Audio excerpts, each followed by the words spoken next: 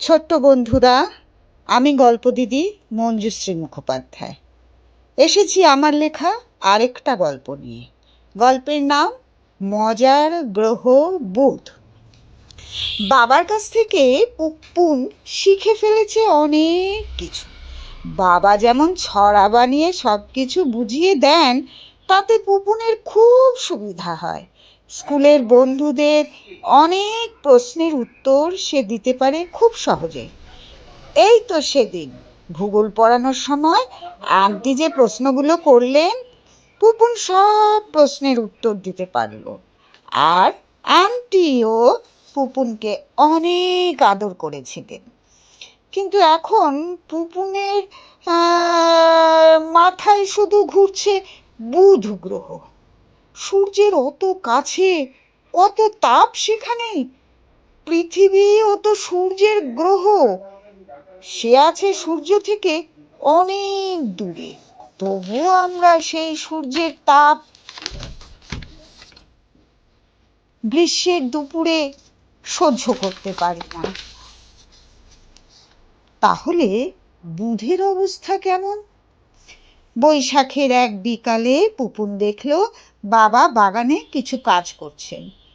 পুপুন বাবার কাছে সাহায্য করতে গেল তার কাজে। পুপুনের মাথায় তখন অনেক প্রশ্ন।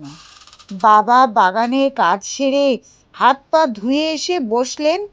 পুপুনও বসলো বাবার পাশে। এবার সে বাবাকে প্রশ্নগুলি করেই ফেলল। যেমন, সূর্য থেকে বুধ কত দূরে, সেখানে কতটা গরম, সে কেমন করে সূর্যের চারপাশে ঘুরছে, সূর্যকে একবার ঘুরতে তার কত সময় লাগে, এমন আরো কত কি। পুপুনের প্রশ্নগুলি শুনে বাবা খানিকক্ষণ চুপ করে থেকে বললেন, জানিস পুপুন, এই বুধ গ্রহটা না খুব মজার। তুই অবাক হয়ে যাবি যদি বুধের গল্প শুনিস। এই কথা বলে বাবা অন্য দিনের মতো করে পুপুনকে বলতে শুরু করলেন বুধের গল্প সুন্দর ছড়ায়।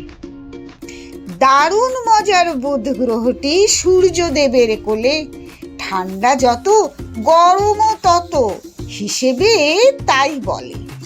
430 ডিগ্রি সেলসিয়াস দিনের বেলা হয়, কাছে যাবার উপায় তো নেই, পুড়েই হবে ক্ষয়। রাতের বেলা সেই তাপ ভাই শূন্যের নিচে নামে, -170 ডিগ্রি সেলসিয়াস। সবাই তো তাই জানে। 5,79,00,000 কিলোমিটার দূরে সূর্য থেকে রয়েছে সে, রাখো মনে করে। নিজেরে তার পাক খেতে ভাই দুটি মাস যায়। দেখো ভেবে, দিন রাত তার ক ঘন্টায় হয়। সূর্যেরে তার ঘুরতে একবার 3টি মাস যাবে। সূর্য পরিবারের কথা অবাক লাগে ভেবে। বাবার কথাগুলো পুপুনের খুব ভালো লাগে। ছড়াগুলো মুখস্থ করতে একটু কষ্ট হয় না, জানা হয়ে যায় অনেক কিছু। মজার গ্রহ বুধের কথাই পুপুন ভাবছিল। সন্ধে হয়ে এলো, এবার হাত পা ধুয়ে পড়তে বসতে হবে। বাবার বলা ছড়াগুলোই সে একবার আগে পড়ে। বাবার কাছ থেকে পুপুনের এবার অবশ্যই জেনে নিতে হবে কি করে হয় দিন আর রাত্রি। এই রাত দিনের কথা ভাবতে ভাবতেই পুপুন তার স্কুলের পড়াগুলো শেষ করলো। স্কুলের বইগুলো রুটিন মিলিয়ে ঢুকিয়ে ফেললো ব্যাগে। তাকে সকালবেলা ঘুম থেকে উঠেই স্কুল যাবার জন্য তৈরি হতে হয়। বই গোছানোর সময় পাওয়া যায় না। রাতের খাবার খেয়ে সে শুয়ে পড়ল।